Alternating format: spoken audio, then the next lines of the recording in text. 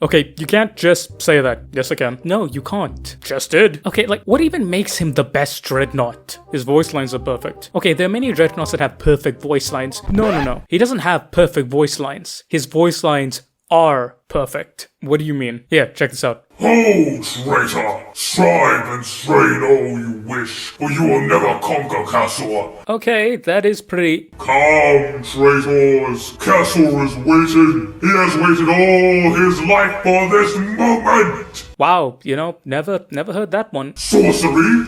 You dare? Suffer not the wish to live. So says Cassor. You know what? I think you may have a point. Told ya. Cassor. Salutations Rangers, General Bradley 101 back at you again with some more lore. And today's video, boys and gals, we're taking a look at something a little special, something a little unique. We're back in the world of 40k, and this time we're taking a look at lore, but also kinda a book synopsis, not really a book review per se, because we are covering a very unique and very special character. And yes, I'm aware of the title, but I stand by it. And if you watch to the end of the video, you'll find out exactly why. Cassor the Mad, Cassor the Damned, Cassor the Unchained is objectively the best Dreadnought in all of 40k. But without any further ado, ladies and gentlemen, let's get cracking on in today's video by learning more about the story of Cassor the Mad, as well as taking a look at the novella Deathstorm from the Shield of Baal series. So, Cassor the Mad is a special dreadnought that was created for the Shield of Baal series. Again, specifically the first book, Deathstorm. The Shield of Baal series was a three-part novella, a trilogy if you will, created and centered around various combat books released. The first one, Deathstorm, was released with a combat box set. It contained about 1,000-ish points, about 500 Space Marines, about 500 Nids. The Space Marines, the Blood Angels, received 1 Captain, 5 Terminators, 5 Death Company, and 1 Death Company Dreadnought. The Nids got a solid 10 Termagants, 3 Tyranid Warriors, 1 Broodlord, and 1 Carnifex. In addition, it included the building manuals, how to play book, as well as the actual novel itself. So, quick, brief, dirty little rundown of the synopsis. The Tyranids are invading the Baal system, and they are right by Baal itself.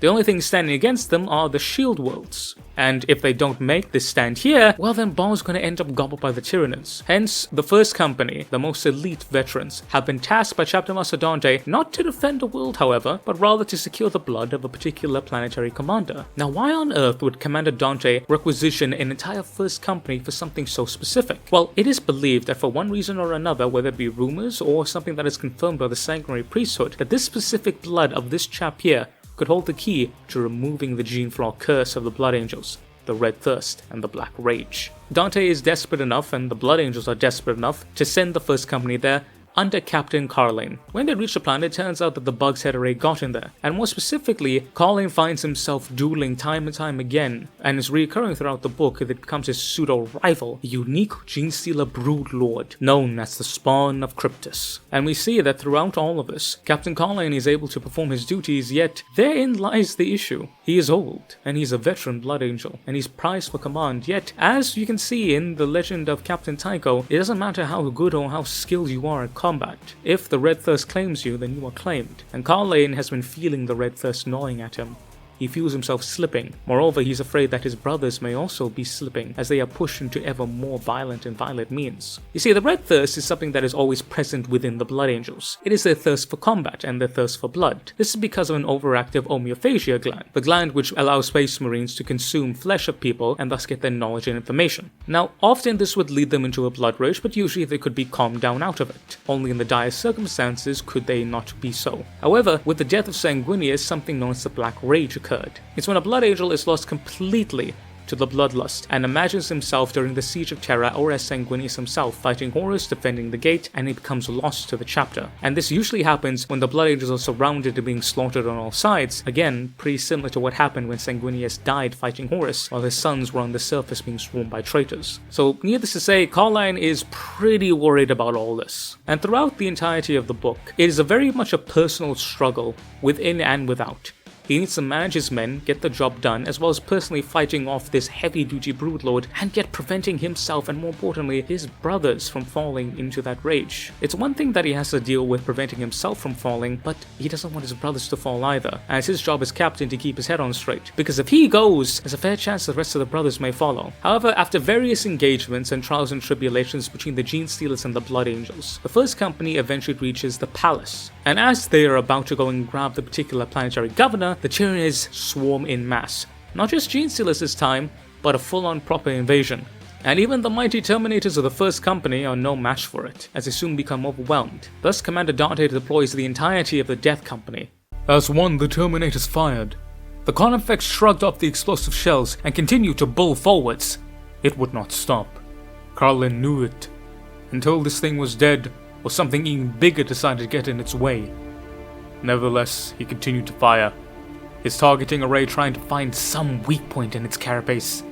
The ground shook beneath his feet as the Carnifex closed in. Joseph readied himself to meet it, his face split by a wide, feral grin. Carlin could smell the insipid bloodlust in the other Blood Angel's sweat, and see it building up in his eyes. He hesitated, wondering if he should order the sergeant to step back. Would that stop him? Would he listen? Or was he already gone too far? Before the question could be answered, something black smashed into the charging Carnifex from the side and sent it slewing through a column. The Carnifex rolled to its feet in a cloud of dust, but its attacker was on it before it could even move. Metal talons, each one as long as a sword blade, flashed out, carving bloody tracks into the Carnifex's flesh.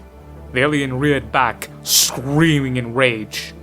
Yet his cry was answered by its opponent. Come, traitor! Come to Cassor! Come and fight! Come and die! But come all the same! The Vox speakers mounted in the Dreadnought's hull crackled. Come and meet thy doom, dogs of abomination. Come and feel the angel's wrath, curs of Angron. Come screaming, or come in silence, but come all the same, so that Cassor might lay thy hearts at Sanguinius' feet. The walls of the palace stand, and eternity gate remains barred, and Cassor shall break thy crooked spines across his knee.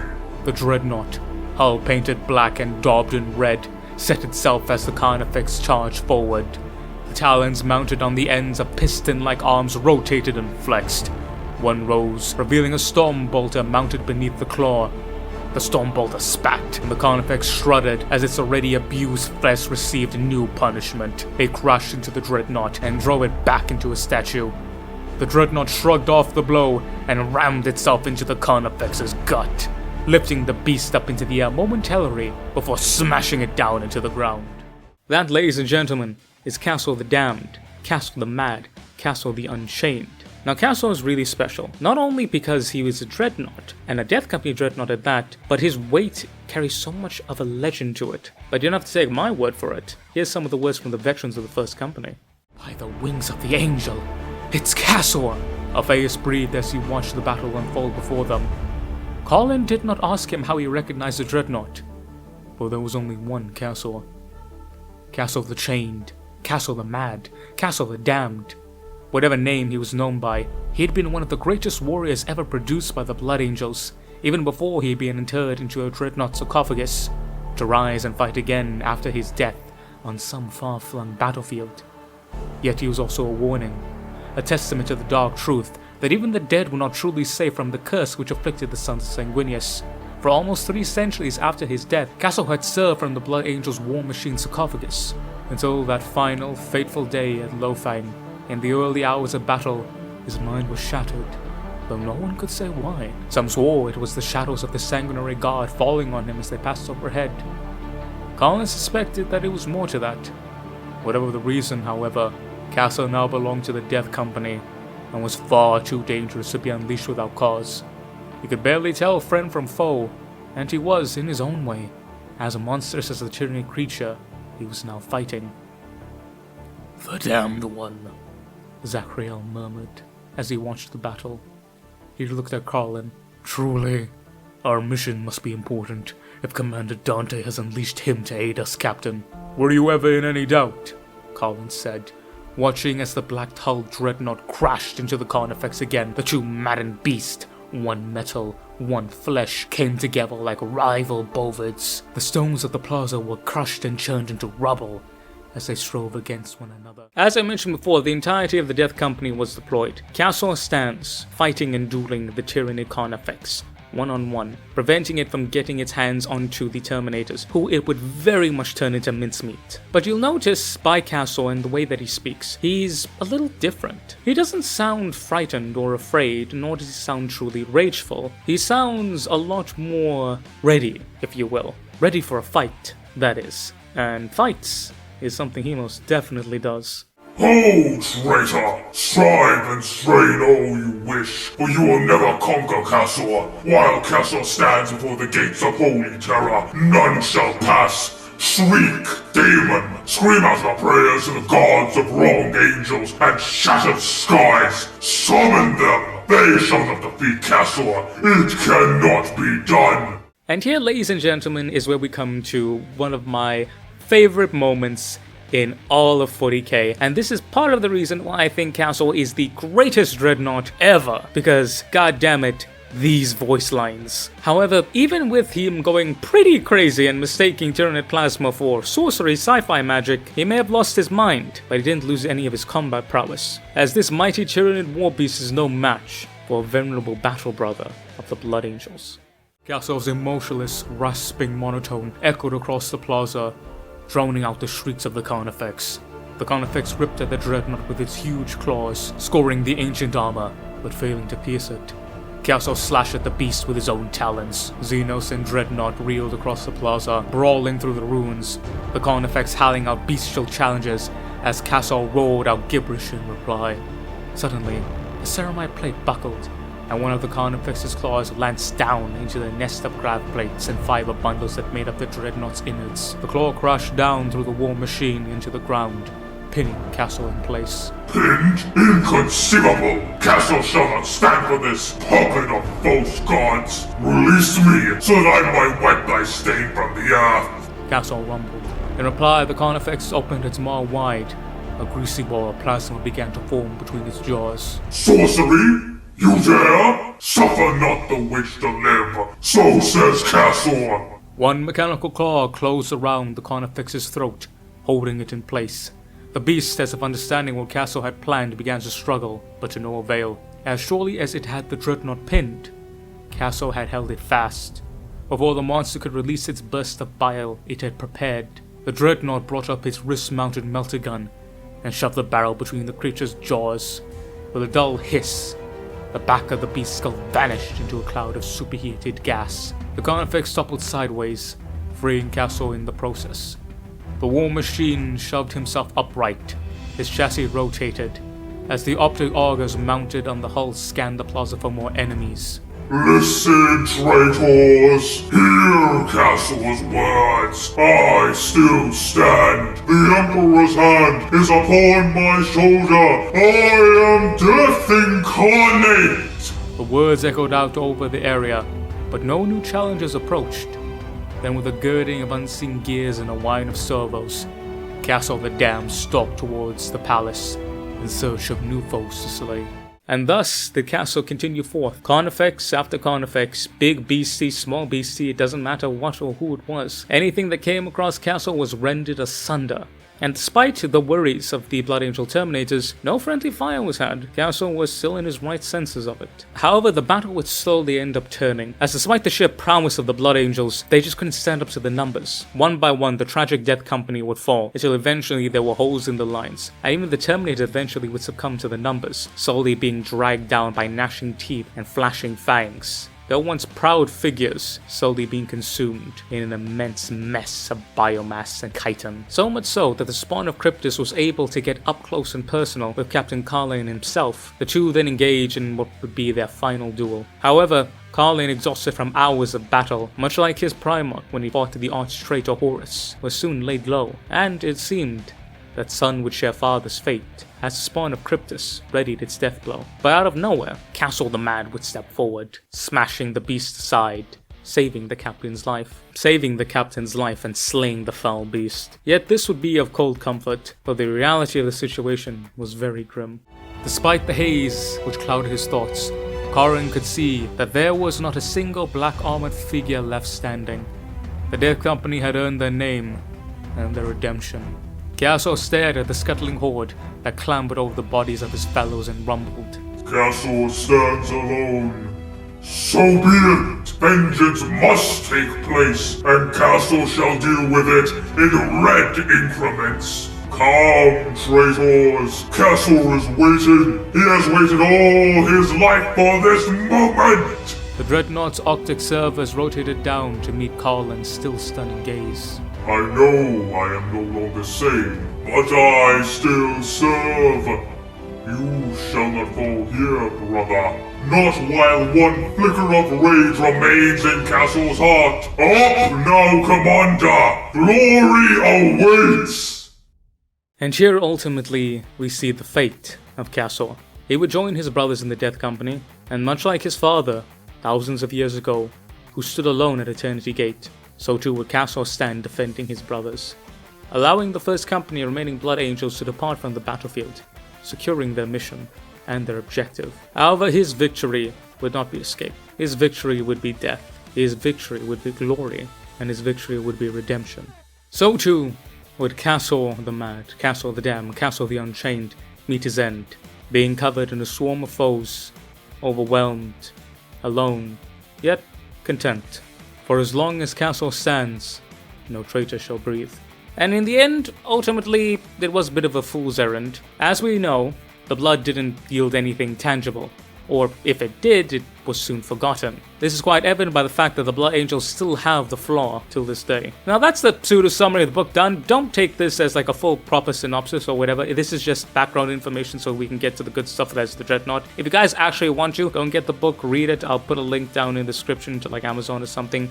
You know, just read it on your own stuff. So that is the story of my bro. So that's the story of my boy Cassor. So why on earth did I say he's objectively the best Dreadnought? Well, I did exaggerate a little bit, not gonna lie, I'm gonna keep it 100 with you, Chief, but there is a reason why he's in contest to be the best, and objectively the best. So, as we get into this, Cassor wasn't actually his name. His original name was Kezalon, and he was the captain of the Blood Angels' second company, gaining the title the Fury of the Second for his immense skill with bolter and blade and sheer martial prowess. So, why the name change? Well, it's quite a common thing. I don't know if it's standard dogma or practice, or maybe it's just like an unspoken rule, but those who are considered to be in the Death Company are no longer considered to be themselves. Hence, they tend to grab different names. So in this case, he was renamed Cassor. Kezalon would serve valiantly until he was cut in twain while fighting at Craftworld Eldari. We don't know what it is, probably Biltan, because, you know, they're dicks about it. Also because they left him to suffer, expecting the Astartes to bleed out and die. But he's an Astartes, so that shit don't fly. His sheer,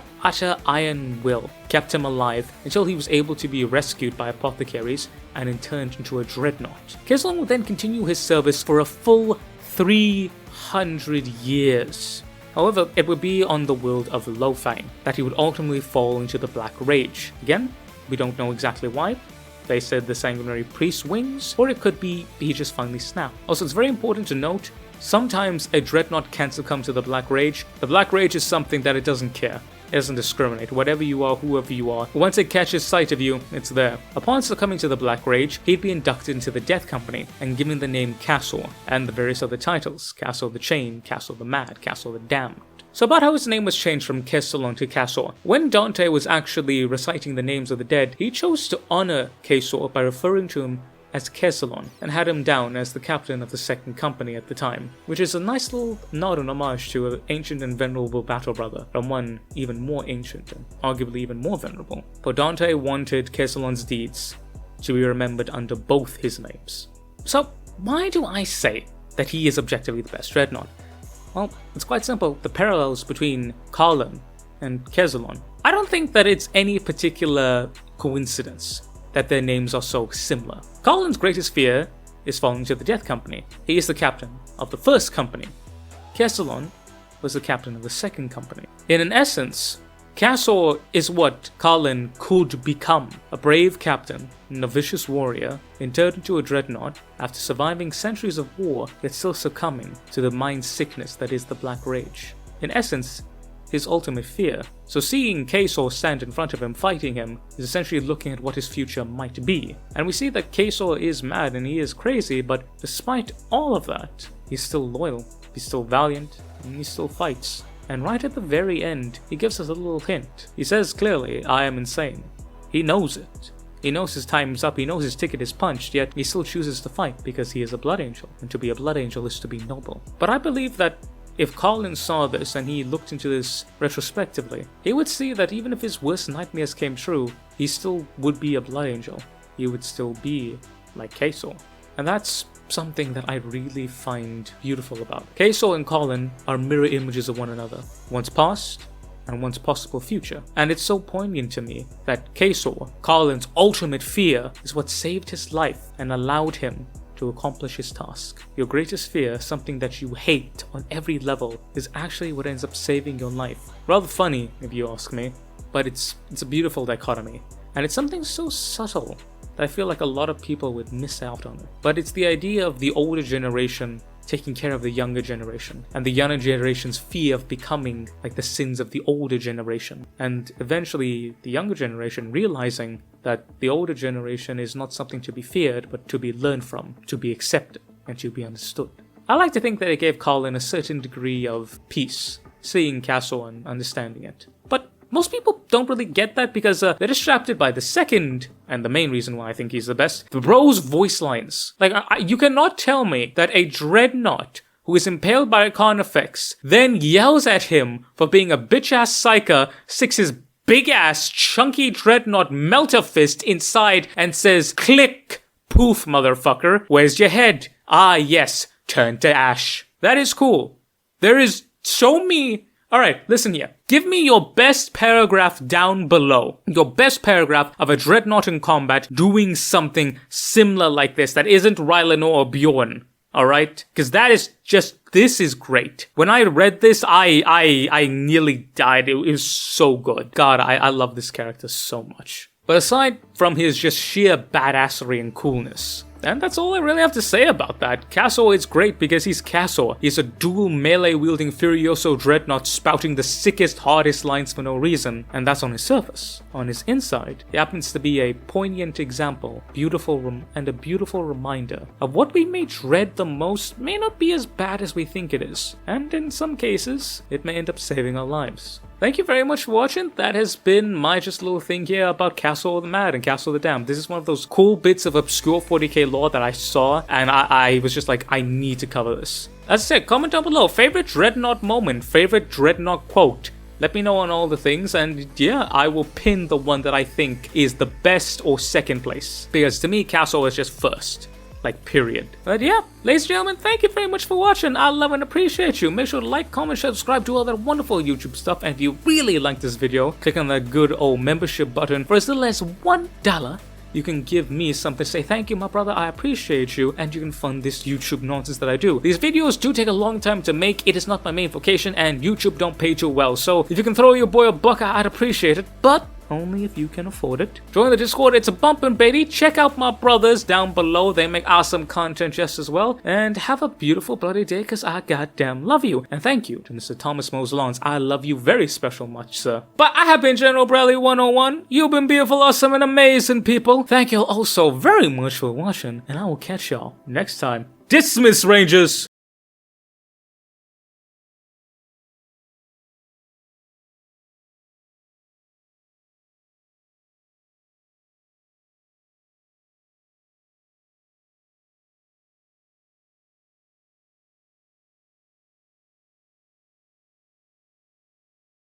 Cassor shall not come to the Tyraniddle Sea, for he is no simp.